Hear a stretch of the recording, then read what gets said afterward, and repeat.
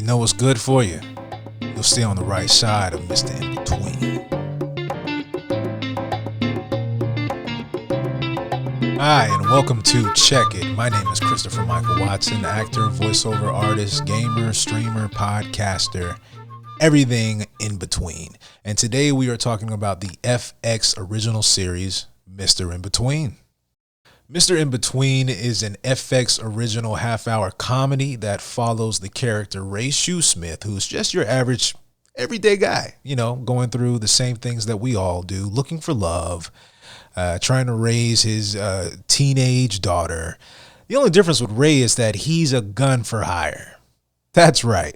Ray is basically a professional criminal, and the tension comes in the show from him trying to balance his everyday life with his nefarious acts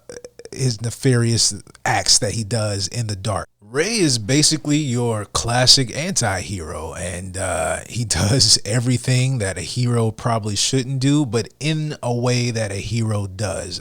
Ray, although he is, someone who works as a professional criminal, he has a code of ethics. He has a morality that a lot of people, even those who are meant to be upstanding citizens in our community, do not have. And you often see Ray doing that a lot of times, and and a lot of issues that Ray has in the show, he just takes upon himself, or usually they come about when someone he loves or cares about a lot is in trouble. And although Ray is this hardened criminal, he has a super soft spot for anybody that's close to him. And that would include his daughter, who is played by Chika Yasumura, his daughter, Brittany. And, he can barely stand up to her. This little girl who in the first season, she starts, she's very young. I think she's like maybe 6 or 7, it looks like. But as the seasons progress, she ages up into teenage years, and he starts to have to handle, the angst that you get that comes with a teenager. Someone else who's very close to him in the show, who is also kind of a huge source of a lot of inciting incidents, is his friend Gary, who's played by Justin Rosnayak. Y'all know I can't pronounce names. It's not a disrespect thing. Names are just weird. But his friend Gary, who is your classic fuck up, often causes these issues. He often comes to Ray with a problem, and Ray has to, kind of begrudgingly goes along to help his friend, or sometimes puts himself right in the middle of a situation because that is his friend and he wants to look out for him. But at the same time that Ray has this strong morality, he also does some things as a character that I find unredeeming.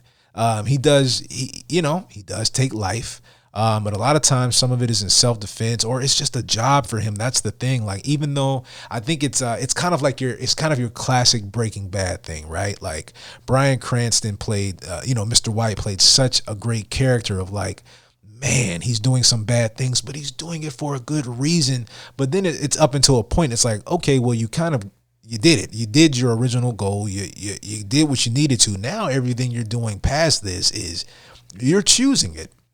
And that's something that I have, not an issue with the character Ray, but that I think about that character is that I enjoy him as a character so much, but at a certain point, it's like, you're choosing this life, bro. You're choosing to continue down this path because that's the thing. There's no question that he really cares about his daughter, who, does eventually find out some things about her father, as all children do, because parents have their own lives and they're presenting this other life to you. He has to really reckon with, wow, my daughter is finding out who I really am, and she has some opinions on it that might not be positive. And so at a certain point, it's like, well, Ray, if you really cared that much about your daughter, why don't you stop doing what you're doing, bro? But that's what makes this show so good. It's so intricate because you can say that about anybody. I can say that about myself. I can say that about you. I can say, why are you doing the things that you're doing? Knowing they're not making you happy, knowing they're hurting other people that you love and care about, But that's the tension in this show, and that's why I think it works so well. It's because they made this character so real. He's not a superhero. He's not an ultra bad guy. Actually, he tries to do more good than bad, and so in a utilitarian sense, he has morality. But he's just such a complex character. Such a complex character. The show is written and directed and I think created by Scott Ryan, who, bro, if you happen to be watching this, I'm a fan. The fact that, because that's the thing about finding, I think, and experiencing a show is that it reveals itself in layers. Like when I first started watching it, I was like, the lead actor, I was like, he's an interesting character. He's an interesting guy. He's got an interesting vibe. But as I continued to watch and I saw the layers and how much it felt like he understood this character, I was just truly blown away by his performance. And then, but also that's the thing. And I think FX is good for this too. I think they're good for finding talents. I think they're good for finding writing, acting, like people who are true show creators. And Scott Ryan is that. So obviously, I think you should check out the show. It gives me, which is huge praise, Breaking Bad vibes. That's what I'm really getting from it. I'm getting that level of character development, that level of world building.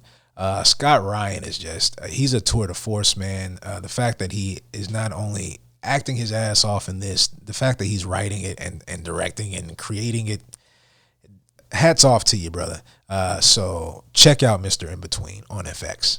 Hey, thank you so much for checking out the show. You can follow me on Twitter at CMichaelW, and you can follow me on Instagram, Discord, and right here on YouTube at Christopher Mychael Watson. I stream over on Twitch all during the week, so go check your boy out there. Thank you guys again. See you around.